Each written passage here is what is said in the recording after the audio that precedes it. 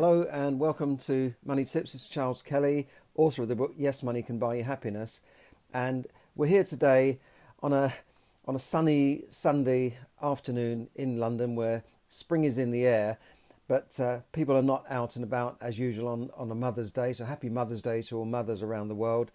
But Mother's Day is very different this year because people are not able to go out and visit their mum, as I'm not either. It's pretty sad state of affairs, but we've got to be sensible and self-isolate and hope that we can get through this without passing on germs and viruses. If anything does come out of this good, then I think it will be that we shouldn't go around passing colds and flu to other people when we have a cold, when we know we've got a cold. I mean, I've been to so many meetings and people turn up and say, oh, I've got a cold, I've got flu, but I couldn't miss this meeting. Well, why didn't you miss it? It'd been better without you and spreading it around. Or people going to work and spreading germs around and then infecting everybody else. They even say it, don't they? They say, oh, there's a bug going around. Well, it wouldn't be a bug going around if you stayed at home when you've got the bug. Anyway, that's my little rant over. But what can you do to get through these days of isolation? And I'm not talking about just binging on Netflix and that sort of. Yes, you can catch up with all your favourite shows, but at the end of the day, when you've done all that, then what? You know, what after you've gone through all these shows and you've sat down and you're almost tired watching all these shows and movies and box sets. Then what do? Well, first of all, think about isolation is not so much loneliness. Loneliness is different from solitude. We use the word lonely all the time, but solitude is different. You can be solitude. You can choose to be alone. You can be comfortable in yourself by thinking of it as solitude rather than loneliness. And I'm going to give you 10 quick things you can do to get through this, not just to survive it, but to thrive during these unprecedented times where we're all going to be spending a lot more time at home and in self-isolation. Obviously, some of this relates to people in business, but let's just go there. I mean, in terms of people here, I'll just briefly run through what the government is doing. They're paying 80% of wages to people on PAYE if they can't work, and asking employers not to fire people, which I think will settle the market down. The self-employed people have been a little bit left out, and someone here said, Tracy here said, do 1,000 push-ups. Yeah, that's a good one. Mr. Motivator was on TV the other day, the old guy from the 90s, I think, used to come on TV with this lycra on and teach us all to exercise in the morning. He said he does a number of push-ups equivalent to his age every day. So he must be like 60, so he must be doing 60 push-ups a day. Tracy there says, let's do 1,000 push-ups. Well, I don't know, I could manage that in a day, but anyway. So the government is doing something for people who are out of work and trying to give more access to benefits. The self-employed have been a little bit left out, as we all seem to be. The small businesses and the self-employed seem to get neglected, and it's almost like they don't want us. We're just a pesky a mosquito that they want to get rid of. They'd rather us all be working for big corporations. But the self-employed should still stick together, because small businesses become larger businesses and end up employing 60% of the people in this country. So what are the 10 things you can do to kind of stay positive, to thrive through this? And the first thing you can do is to support and help others. That always helps you to stay positive. When you think there are other people worse than you, do you have an old neighbour? Could you do something like, do you need any shopping? Even if you pass it through their window, they might need bread, they might need toilet roll, they might need some canned soup or pasta or whatever. Can you do something to support people? If you don't physically do it, can you reach out to people on your phone or through WhatsApp? And just keep calling people so that they don't feel isolated so much. And that's the first thing I think you can do to make yourself feel better, because that has an added benefit to you. When you help others, you don't feel so bad about yourself. It's known as a technique to help people get out of depression. Secondly, that's the first thing. So secondly, have you thought about writing a book? Most people have thought about writing a book, and most people say they have a book in them, but it kind of stays in them, doesn't it? And you never get round to doing it because you haven't got time. Well, now you've got the time. What do you want to write about? Just find something you're passionate about. It could just be your own life story for your own benefit. But, I went on a book writing boot camp last year, and we wrote a book, I think in about 10 days. We just sat down and wrote every day for 10 days, and we knocked out 40, 50,000 words, which is getting on, certainly a book in there. So you can do it, and certainly you can write a book in 90 days easily. And it would need polishing up after that and editing, but if you thought about it, why not do it now? Secondly, you could start a podcast, you could start broadcasting. Maybe you've got something you're passionate about. Maybe you just want to go out and rant every day. You could start a podcast. One simple way of doing that is just to go to sites like Anchor, anchor.com, I think it is, or look up Anchor Podcasts, and you can very easily start making a podcast from your phone or without any equipment. You don't need fancy mics and lights and all that sort of stuff. You can get that later. But just for fun, if you're inclined that way, you could start a podcast. You could launch. You could also think about learning. Learning as a way of keeping positive and using your brain. Take an online course. My son is in isolation at the moment because he's working from home, and he lives in California where they're all in isolation. But during this time, he's learning a new language. Have you thought about learning a new language? Always wanted to learn French? You can do this online. Now, he's not learning a speaking language. He's learning a computer language. He's learning more about computer programming.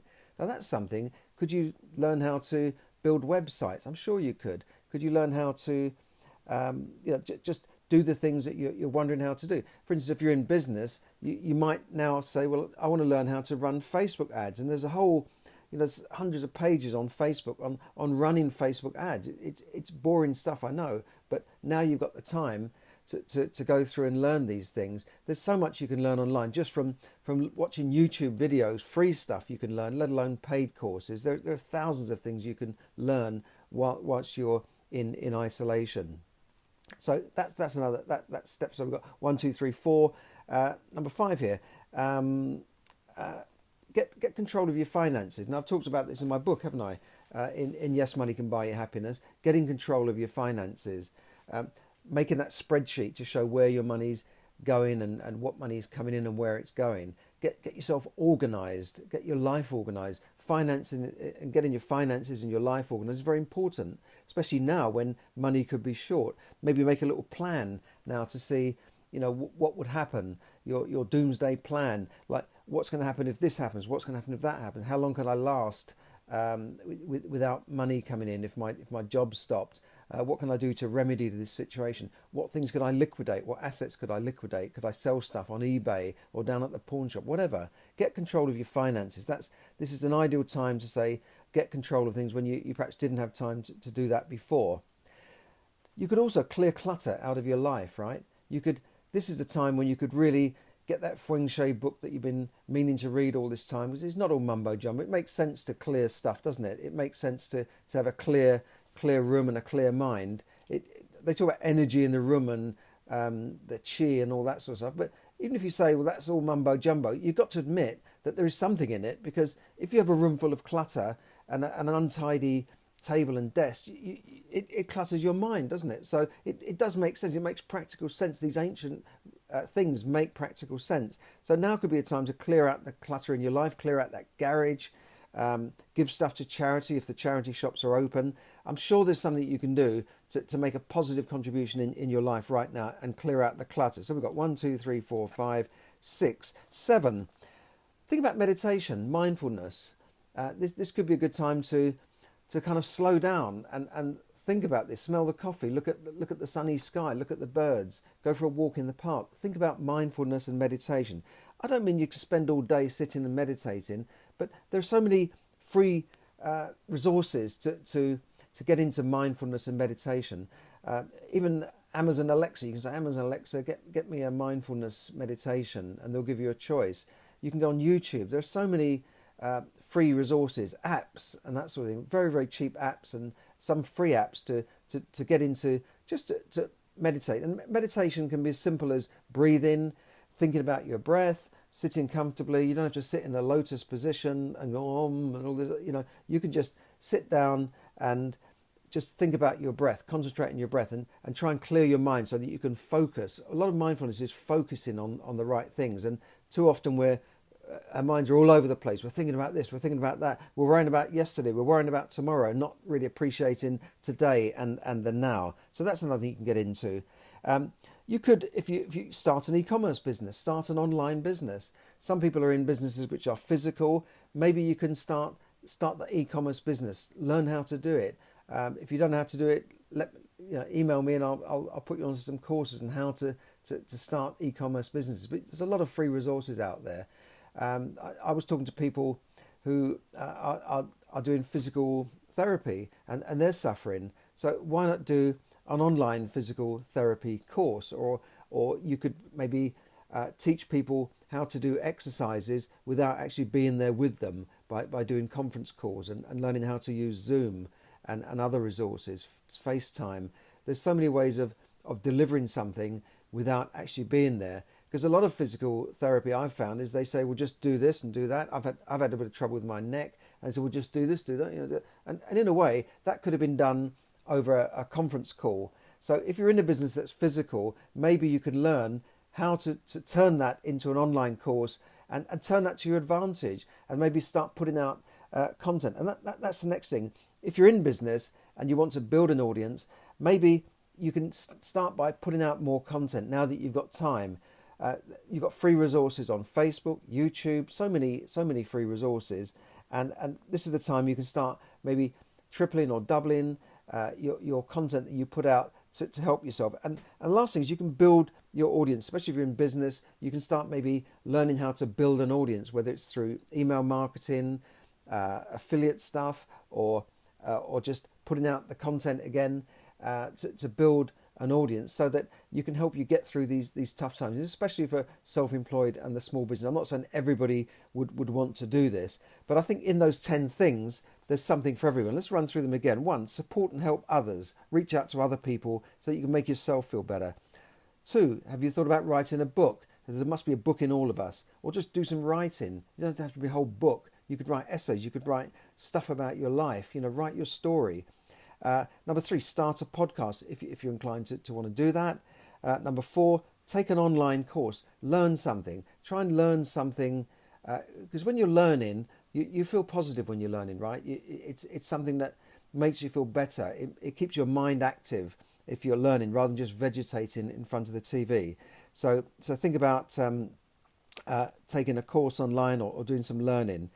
Then you have get control of your finances, and this is getting control of your money, getting yourself organised. I think getting your life in order. Now you've got time to do it. Next thing, clear clutter out of your life. Right, just take this time now to clear all the crap and the stuff that you've accumulated that's just clogging up your house and your garage and your rooms and your bedroom and your life. Just start now. Now is the time. You've got time to clear the clutter out of your life. Next thing, meditate, mindfulness. This can be done very, very easy. It can be as simple as sitting down and concentrating on your breath. There's plenty of free resources out there to learn how to do that.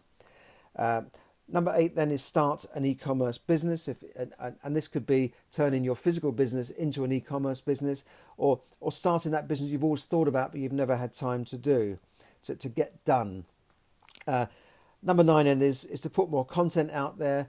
If you're in business and you want to help build your audience. And number 10 is to extend your reach now, to start, especially if you're in business, to start building an audience, building an email list or whatever it is, a bot list on Facebook, or building up your Facebook friends or your LinkedIn reach. This is the time where you can do it, now that you've got time to sit back and reflect. And I think that's the last thing I'd say. Those are the 10 things, is let's all take this time to sit back and reflect. And realise that however bad this crisis is, it will pass. Corona, COVID-19, it will all pass eventually, like all things do. And remember, as Napoleon Hill said, I've got his book here somewhere, Napoleon Hill, the author of Think and Grow Rich. I heard a recording of him, and he just said, and he wrote this book in the darkest times of America when there was the Great Depression. This is not a recession. This is a depression where people were starving, and there was nothing. Banks were repossessing everything. It was the Great Depression of the 1920s. And he wrote this book. And he said something very profound. He said that whenever there's a crisis, man always comes up with a solution. And that is true, isn't it? Whenever there's a big crisis, man always comes up with a solution. And you can see already that they are coming up with solutions. Clever people, cleverer than I, are already coming up with antiviral drugs, vaccines, techniques to deal with this. And remember that this will pass. I guarantee you. I know I feel sorry for everyone who's got this disease, and we've obviously got to be careful. But just remember that it will pass. Any bad time that you're having right now, eventually it will pass. And that's all I can say to you on this Sunday. So have a blessed Sunday. Have a great day. Happy Mother's Day to all the mothers out there. And just remember those 10 things you can do to help you become more creative and to thrive during this period of isolation. Thanks for listening, and bye for now.